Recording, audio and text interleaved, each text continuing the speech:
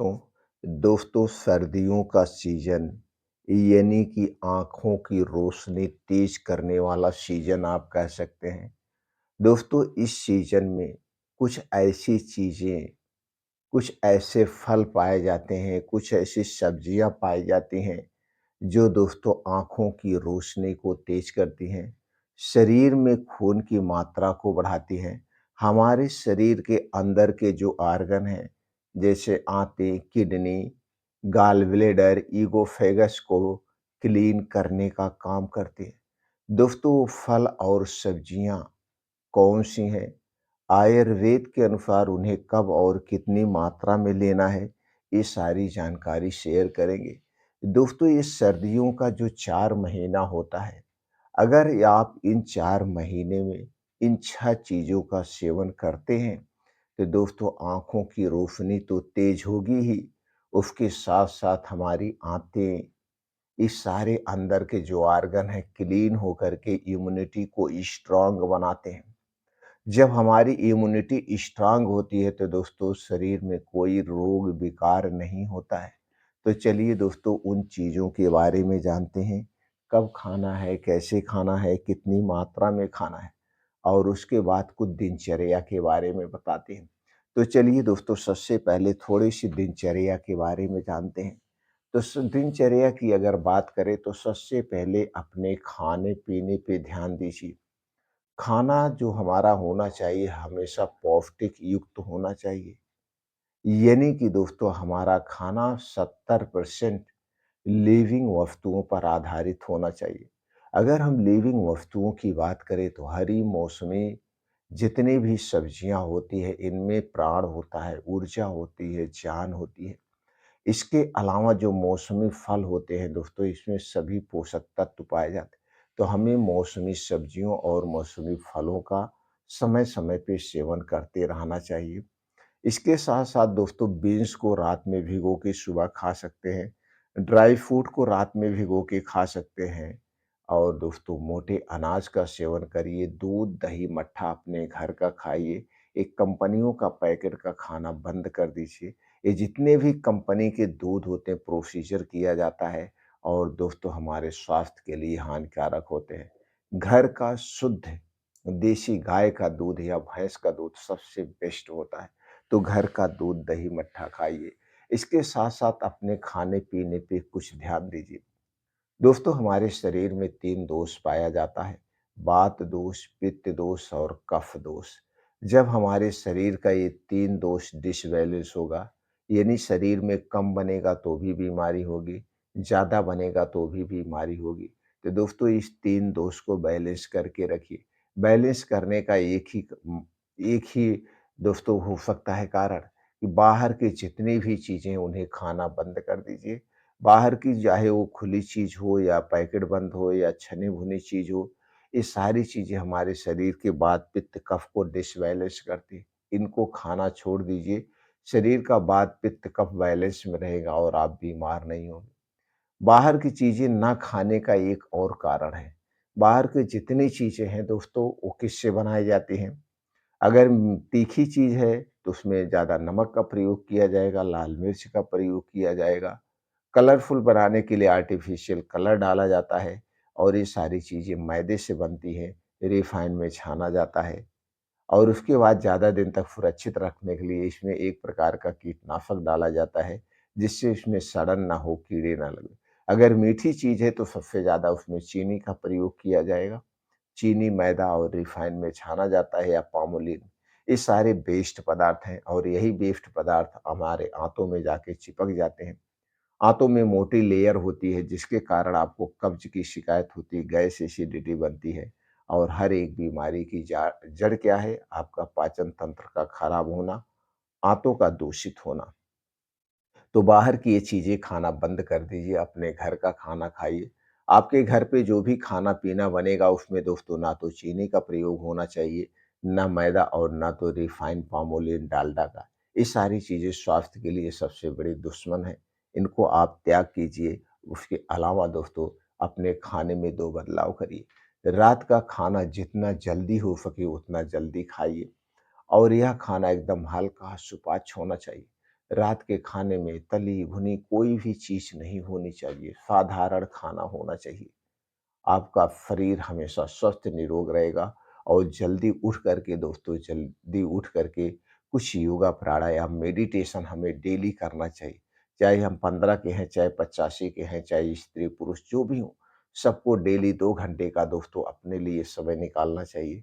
इसमें शारीरिक क्रियाशीलता बढ़ाने के लिए आप योगा कर सकते हैं, डांस कर सकते हैं, साइकिलिंग कर सकते हैं, जिम कर सकते हैं, जो भी आपको पसंद हो वो चीज़ें आप अपनी उम्र के हिसाब से डेली रूटीन में शामिल करिए। अब कुछ आग आँखों की एक्सरसाइज होती है, उसे आपको फ़ॉलो करना हो। जैसे दोस्तों, जब भी आप अपने घर में एंट्री करिए और आपको लगे कि अब शाम के समय आपको बाहर नहीं जाना है, अब घर पे ही रहना है, परिवार में रहना है, तो सबसे पहले अपने हाथ, पैर, मुँह को ठंडे पानी से आराम से धुल लीजिए। नॉर्मल पानी चला के नल धुल लीजिए आप। पूरा डस्ट दिन भर का आँखों से निकल जाए। धुलने के बाद जब दोस्तों रात में सोने जाइएगा, आप दोस्तों जहाँ पे रहते हैं, वहाँ पे जो तेल सबसे ज़्यादा पाया जाता हो, चाहे वो नारियल का तेल हो, चाहे वो सरसों का तेल हो, उसी तेल को आप अपने शरीर के 3 अंगों पे रोज़ लगाइए। चाहे आप बच्चे हैं, चाहे बड़े हों, चाहे बुजुर्ग हों, जो भी हों, जिस भी उम्र में, सबको दोस्तों ये 3 तेल लगाना चाहिए। पहला तेल है शुद्ध सरसों का तेल। नाभि में लगाइए। नाभ के पीछे एक पेकोटी ग्रंथि होती है, जो शरीर की सबसे शक्तिशाली ग्रंथ होती है। नाभ में तेल लगाने से पूरे शरीर में ऑयलिंग होती है और बढ़िया से नींद आती है, चिंता, डिप्रेशन दूर होता है और आँखों की रोशनी बढ़ाने में भी मदद करता है। दूसरा अंग है दोस्तों आपका पैर का तालू।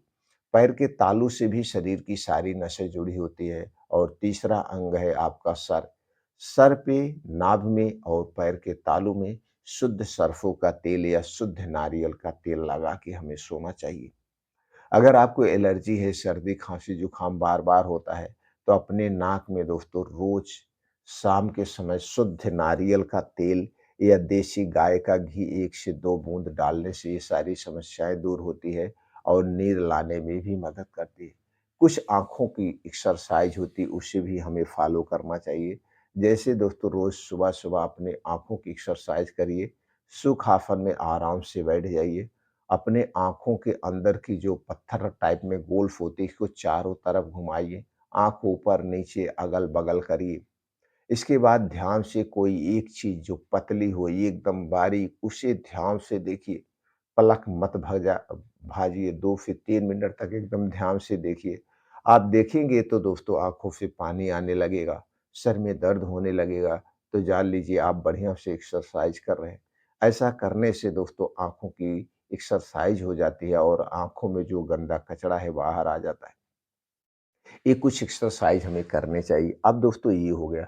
अब चलिए, ठंडी के सीज़न में कौन-सी 6 चीज़ें हैं जो ठंडी के सीज़न में ही पाई जाती हैं, जो हमारे पूरे शरीर के लिए फ़ायदेमंद है।